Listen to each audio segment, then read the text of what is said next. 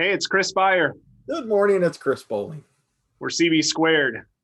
Today, I wanted to talk a little bit about what we're seeing that's impacting so many of our employer groups, especially our municipalities and our nonprofit organizations that really got hit hard with COVID, but also can't really go out and sell more or really raise revenue like a private sector employer, although they're also being impacted too. But Yes. a topic is pharmacy. And Chris, as we've been in this business and we're working with employers, what have you started to see that's really hurting that employer and their employees when it comes to pharmaceuticals and the drugs that are being taken today? Yeah, and everyone's talking about this, right? I mean, Yeah. it's a transparent PBM, whatever that means, because um, there are 122 ways a PBM makes money.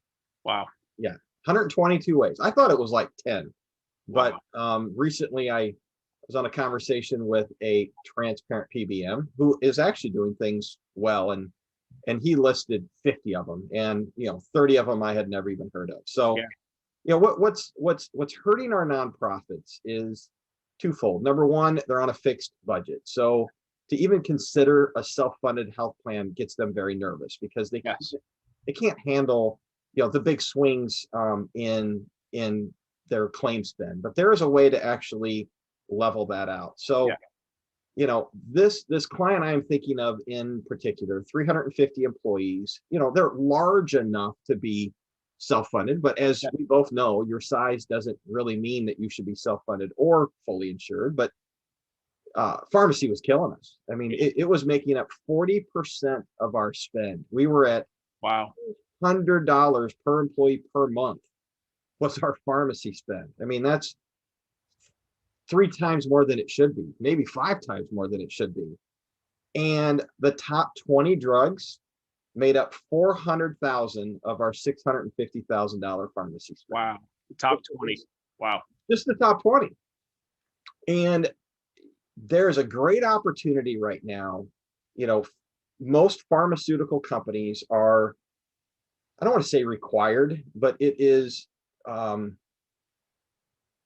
pushed upon them to Yes. offer some kind of manufacturer assistance program. I'm not talking about a coupon for $5 where our self-funded employers are still paying full rack price.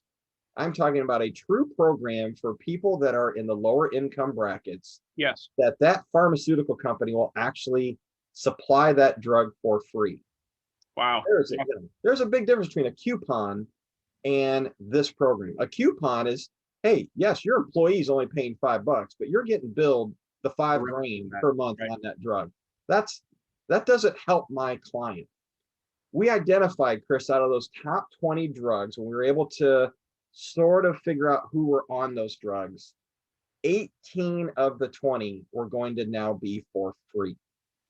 So that's free both to your clients and to our employers, but then also to that family or that individual member that's taking that prescription. Yes, we're going to literally carve out probably $300,000. That's reducing their pharmacy spend by 50%. By doing that, now we can take a little more risk, look at a self-funded health plan, Yes. because we're carving out 300,000. And this is what people get stuck on, is that I'm with the Bucas, and Yes. I am fully insured.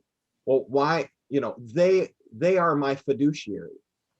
There's some truth to that, but what we've seen around pharmacy, this is where they're making their money.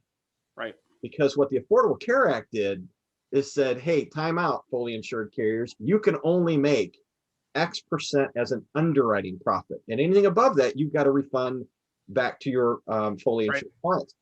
Pharmacy sits outside of that. Pharmacy is not an underwriting profit. Rebates are not an underwriting profit.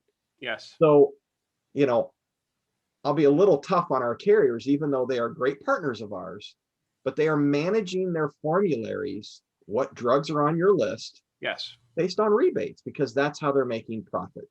Right. And we want to focus on low cost drugs that have the best outcome. And some of those drugs aren't the low cost, but we want the best outcome drug.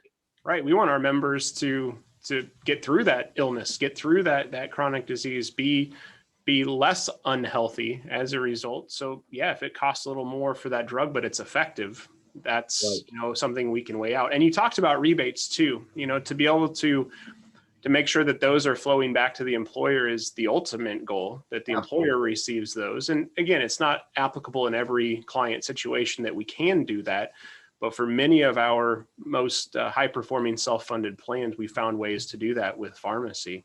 Well, Yeah. Chris, the other thing too, when we talked about nonprofits and municipalities is, fixed budget. We've got to maintain certain benefit levels. We can't do a lot of changing, of contracts, and we've got bargaining agreements. Bargaining units, yes. You think about how much tax revenue or how many grants need to be written when, that nonprofit or that municipality has to drop $750,000 on a drug.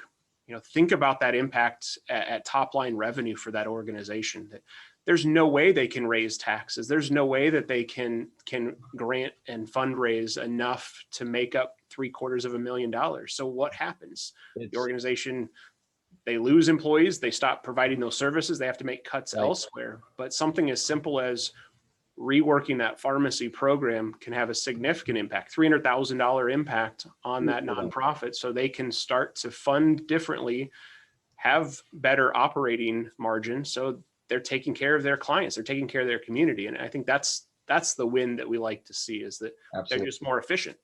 Yeah. And, we have fully insured clients Yes.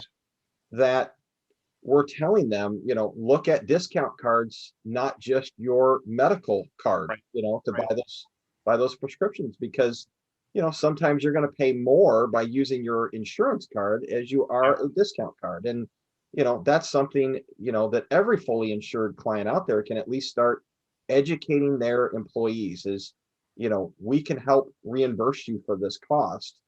But don't spend, $150 on a prescription that's running through XYZ PBM when you can buy the same drug just pulling out a discount card for $12.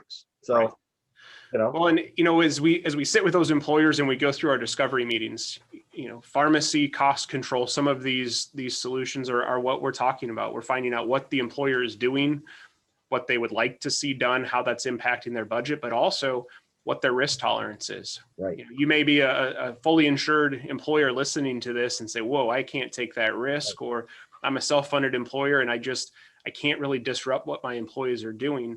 We take a lot of time to analyze that disruption or what's going to happen to the member, but then try to weigh that out against that employer's bottom line or that employer's budget before we make that decision. And, we don't have that off the shelf solution. It is really determined based on that organization, what they're comfortable with.